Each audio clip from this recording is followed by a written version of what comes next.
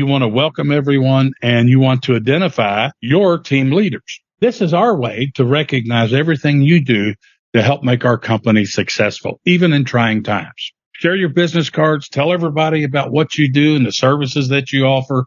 You can help each other out. You're listening to 5 Hour Real Estate Week, where you'll learn to consistently buy real estate in only 5 hours a week. So if you're ready to invest in real estate, achieve financial freedom, and own the lifestyle you deserve, even with your job, this is the show for you. Now, here's your host, Mike Butler. Hello there, and welcome again to another episode of your 5 Hour Real Estate Week podcast. My name's Mike Butler, and today's episode is part 2 of a 5-part series with the topic of simple, cheap holiday gifts to make you a hero in your business. And so yesterday we started off with number 1 part, which was the company holiday party. And we got into some of the foundational things and the do's and don'ts, if you will, where to have it, when to have it, what day to have it, what time to have it. And so we ran out of time on that. And so I made this part 2 of 5. So because it just drug on, just so much information in there. So just a quick review of yesterday then. So what we had is the company holiday party. This year, Christmas falls on December 25th. Well, you can tell I'm anxious. It happens every year, December 25th, but this year it's on a Sunday. So that means that Saturday is the 24th. And your rule of thumb to have your company holiday party is the Saturday evening before Christmas. Okay. So we can't have it on Christmas Eve. My family celebrates Christmas on Christmas Eve. Therefore, it gets bumped up to December the 17th. That is the perfect day for you to schedule and have your company holiday party. And it just works. What time? 6 to 9 p.m. Go back and review yesterday's episode and you'll get more details on that. So where we left off is who you're going to invite, vendors, real estate professionals, everybody that helps make your business successful. Okay. That's who you're going to invite to this holiday party. And I encourage you, no kids, and don't assume that everybody knows RSVP. So listen to yesterday's episode, then we'll come back and you can listen to this one. So number 2 of this 5-part series is going to be room setup. And I've made a lot of mistakes on this.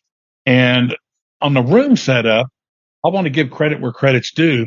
And I got this whole idea from my police captain back when I was in the criminal intelligence unit. And he was a former chief and his name was Richard Dotson. He was the one that actually hired me way back once upon a time. And so he put together this, or actually his wife did all the work as far as putting it together. And he would have let's call it a Christmas party in a private room at a nice restaurant. And he had the tables set up like a board meeting. I didn't pay any attention to that. And here's what he did. So there was a buffet. And so everybody goes up, gets in line and gets their food. When they sit down with their plate and they start eating, well, then he stands up in front of the room and he stands up and he introduces himself. He thanks everybody and welcomes them to the holiday party and this and that. And then he went around the room and he talked to everyone. Well, we'll get into that in a minute. But if you notice, I said he had it set up kind of like a board meeting. And I screwed up. I didn't take notes on that. But he was a wonderful leader. Bless his heart. He's since passed away. But a great, great leader. And I admire him for that and a whole lot more. So anyway, let's get into the room setup now. So I want you to set it up board meeting style. So what does that mean? Okay, where I screwed up in the past is the first one that I had it at a Mexican restaurant in a private banquet room. And it was set up restaurant style. So they had these little square tables with 2 people to a table or 4 people to a table. And they were just splattered like Waffle House hash browns, splattered, scattered, smothered, covered, whatever. And that didn't work out too well because people had their backs to each other. And it wasn't very welcoming, I guess. And to make people feel, it just wasn't good. I screwed up. Okay. And so I learned from that one to do it right the next time. So I'm telling you, you got to take control of this. So your room setup, set it up like a board meeting. And of course, you're going to know how many people you're going to have. But, typical board meeting, tables are set up to where they form like a U. Okay. And if you've got more than that, well, maybe you block off the part that has the U and you leave enough of an opening for the server to come in and pour drinks and water and all this and that, and to take care of all your guests. So the room setup is critical, and I'm just going to call it a board meeting. Okay, set it up like a board meeting, because that's really sort of kind of what it is. In this, everybody that's involved with your business, and make sure that you sit at the head of the table would be the equivalent of where the president of the board would be sitting. Okay. And then you have your spouse or significant other sitting next to you. Now, as far as where everybody else sits, that's up to them, unless you want to get anal about it, try to point out where they have to sit and things like that. But I wouldn't worry about that part. Okay. When it comes to the room setup, I like this phrase, and you've probably heard it before from me. Failing to plan is planning to fail. So don't just wing it and say schedule it and all this and that. Okay. And when it comes to events, I've learned this the hard way. Never assume that everybody's going to do what they say they're going to do. So one year I had it at a real nice brand new bowling alley, which had a private banquet room. It had a lounge bar up in the front with live music playing that night. And of course, it had the bowling alley, and it had an arcade if people wanted to do that. Never allow kids to come to your holiday party. They'll just destroy the whole purpose of it. So anyway, we had this, where was I going? Oh, so we had it set up at the bowling alley. Well, this is a Saturday evening, 6 to 9 p.m. So I'm going to guess about 5 o'clock. My wife checks on, calls up, and makes sure everything's in order. They have no knowledge. They are clueless. What company? Vista Properties? No, we don't have anything on our calendar for that. Now, they got bowling leagues. They got all them figured out. Well, the banquet manager that we made arrangements with failed to communicate to the night manager for that Saturday evening. It never made the books. Boy, you talk about a mess. So that means none of the food had been prepared. They didn't have any of it ordered. So you got to take control of that. Never assume that because they say okay that it's worked. Okay. Check with who's going to be the manager that Saturday evening. Okay. Well, can I call them? When are they going to be working next? So you can call them while they're up there. Okay. Just an idea. So, because the worst thing in the world is to walk in and they don't know who you are, and you've got all your guests that you've invited and nobody knows what's going on. They're coming up to you. Hey, what's going on? Well, wait a minute. I'm trying to fight with them to figure out what's going on. So anyway, failing to plan is planning to fail. Remember that one. So when it comes to the room setup, as far as the tables go, you're going to set it up board meeting style is what I recommend. And how many? It's going to depend on how many people you invite. So you're going to sit at the head of the board meeting setup. And after everyone gets their plates loaded, you're going to welcome them. So everybody sat down, they've got their plates loaded, and you can stand up and take charge of the meeting. And you want to welcome everyone, and you want to identify your team leaders. So I had office manager, I got my maintenance supervisor, and so you want to acknowledge them and thank them for another great year for your company name, not you individually, but for your company name, because you don't want your team leaders to feel like, this is just for you. No, it's for the company. And so stress that over and over. And this is our way to recognize everything you do to help make our company successful, even in trying times. So please network, share your business cards, tell everybody about what you do and the services that you offer. And you know what? You can help each other out. And so in yesterday's episode, the previous episode, I talked about how the floor guy hooked up with the plumber and the roofer. My roofer, who I've been using since 1986, he stopped advertising just because of the networking referrals he got from our Vista Holiday Company party. Isn't that cool? And so that goes for your plumber. It goes for your lawn service guy or this and that. Let them network among each other and help each other out. And guess who gets credit for it? You. And they talk about your party. Okay. So it's wonderful. It's good. So now, as far as the room setup and people start arriving and doing this, let me mention booze one more time. Booze is a, sensitive subject. That's totally up to you. When I started doing these years ago, it wasn't that big a deal.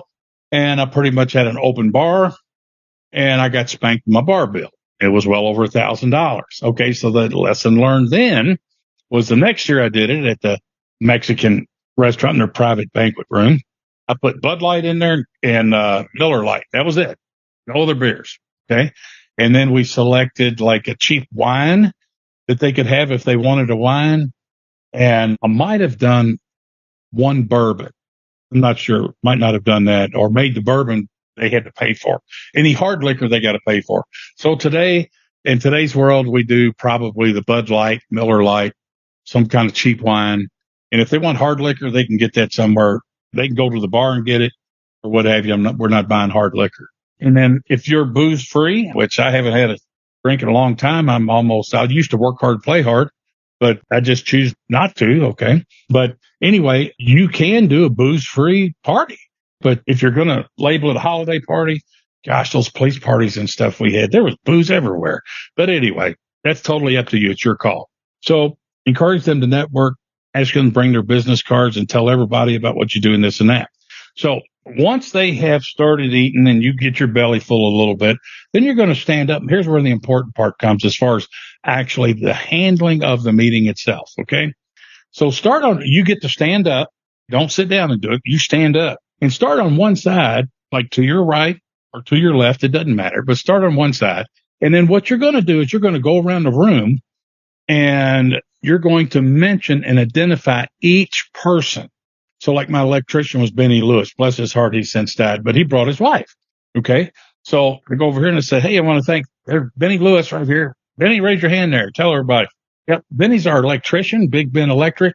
And Benny is awesome. I tell you what, there was one time when we went over here and he crawled underneath the house and this was it a possum or a raccoon there, Benny, that got after you. And so you can have fun with it. You can tell stories. If they did something that was way over and above what would be the norm, tell them that. Okay. And let me tell you why this is important. Benny Lewis with Big Ben Electric, he's a mom and pop electrician. He's a provider in his family. His wife doesn't work. So do you think Benny gets to attend corporate holiday parties? No. Does he get to attend any kind of holiday parties for any kind of reason? No. He might have an electric supply house, have free lunch set up for him or something like that. But does he really get to take his wife out for a company party? No. So anyway, his wife's sitting there next to him, and I don't remember her name, but anyway, she's there. And if you can tell a story a short story, maybe less than 60 seconds, okay? Tell something good. Well, then what she does, it makes Benny feel like $1 million, and it makes his wife so proud of her man. And how do you measure that in a bank account somewhere, guys? You can't. So there's a lot of psychology that I learned from my captain from when he would do that, when he did this. And he went around the room and he told short story about each and every person, not their spouse, not their significant other, but about each individual. And so you'll do that. And you'll go around the room with your lawn service guy, your plumber, your furnace people, your garage killer. Have some happy stories, okay? If you've got to take an index card and write some tickler words to help you remember what to say, do that. It's that important. Or have it on a little notebook that you just set down in front of you so you can read it from 3 feet away as far as a tickler word, okay? Roofers, carpet people, electrician, you want to go around the room and identify every person, what service they provide, how they help your company, what they can do for others, and tell a little short story or tidbit with them. And that goes a long way, my friends, a long way. So you're going to go around the room and do that with each and every person. One thing to avoid, you want to make it entertaining. And if you have a hard time doing that, then you might want to delegate that to somebody and tell them what to say about who. I've never seen that done before. But the last thing you want to do, you don't want to sound like Charlie Brown's teacher, because if you sound like Charlie Brown's teacher, guess what? Then those folks are going to start talking or playing on their phones or this and that, and you won't have their undivided attention. You want to have their undivided attention, and I'm telling you, it works, right? So you want to make their spouse proud of them and make everybody laugh at the same time. Next, once you get around the room and do that, depending on the number of people you have, how long should that last? I don't know, 15 minutes, 20 minutes to get around the whole room. So then the next step is very, very important. And hear me out on this one. The next step is to identify your team leaders. So I'm going to go back when I got started doing these. My office manager, her name was Shirley Hamilton, and I stole her from my bank. She was a head teller. So Shirley was my office manager. And guess what? She answered the phone. She did everything in the office. And so everybody in that room had communication with Shirley. Now, they might not know what she looks like, but they knew who she was and they knew what she did. Okay. And so she's there with her significant other. They're married now. And so I said, Shirley, okay, your turn. And as much as she wants to say, no, like a kid, trying to drag them to the doctor or something, Shirley, I want you to stand up and you're going to tell her before the whole powwow, before the party starts out, I'm going to ask you to stand up and say something. And she said, I don't know what to say. We'll just say, hey, it's thanks working with everybody and helping me out, getting me out of a pinch so I don't get in trouble with Mike. You can say whatever, something like that. But remember, most people are terrified of public speaking. So if you've got an office manager, she's in her control tower and man, she can make your business rock and roll and sing and stuff. But put her up there in front of some people to talk to, she's going to put some pressure on her. But remember, what's the goal of this? Is it to embarrass her? Absolutely not. Just the opposite. I want her to feel like $1 million, that she's a cornerstone in our business. And then guess what that's going to do to her hubby? Her hubby's going to be proud of her. And she knows that her hubby's going to be proud of her. Can you see where I'm going with this? Okay, so then we'll move over to, let's call it our maintenance supervisor. Okay, the guy that leads everybody out in the fields, oversees rehabs, tenant turnovers, repairs, work orders, all this and that. Okay, so then Danny was the one back then. I said, Danny, okay, it's your turn, buddy. Here's Danny Gibbs. Everybody knows Dan, except for the folks that stay in the office. And so Danny's got his wife there too. And we do the same thing. And so, yeah, they're going to be short, to the point, and just let them have freedom to say whatever they want. And I'm telling you, it goes a long way, not only in their personal relationship, in your business relationship, in the business relationship with all your vendors, your staff.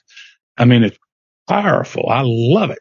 And so I learned a lot from my captain when he had a holiday party like that for a small group of folks. So make your team leaders get up and say something, and make your maintenance supervisor, whatever you want to call them, make him get up and say something to her. And then the other thing is invite. Does anybody else have anything to add? No, don't tell a story about them and then shut them down and go around. Ask, does anybody else have anything they'd like to add? Well, you never know. I had a lawn service guy talk about the garage killer at one job site, and he did this, and this. And I mean, they just had fun. And so it's crazy. It's crazy. So anyway, we're going to wrap up this episode here, and to take advantage of the upcoming, okay, they're already here, guys. The upcoming opportunities in today's rapidly changing market. They just raised interest rates again last week. They're going to raise them 2 more times, they're talking about.